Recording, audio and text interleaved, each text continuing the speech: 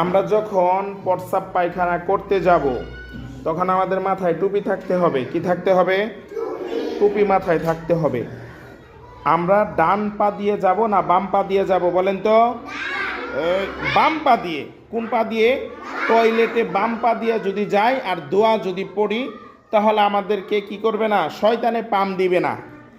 আর যদি মনে করেন যে আমরা যদি এই দোয়া না পড়ে যায়, মাথায় টুপি না দিয়ে যায়, মেয়েরা যদি মাথায় কাপড় যদি না দিয়ে যায়, তাহলে মাথার ব্রেন আস্তে আস্তে নষ্ট হয়ে যায়। মাথার ব্রেন কি হয়?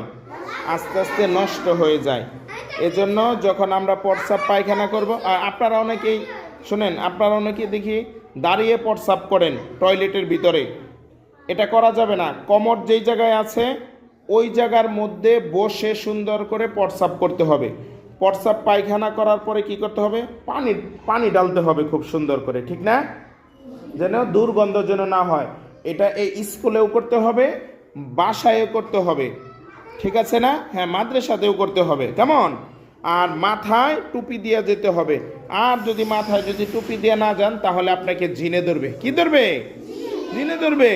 পড়ালেখা পারবেন না। এজন্য আমাদেরকে সুন্দর করে বাম পা দিয়ে যেতে হবে, আবার ডান পা দিয়ে বের হতে হবে। মনে থাকবে কথাগুলো? আচ্ছা।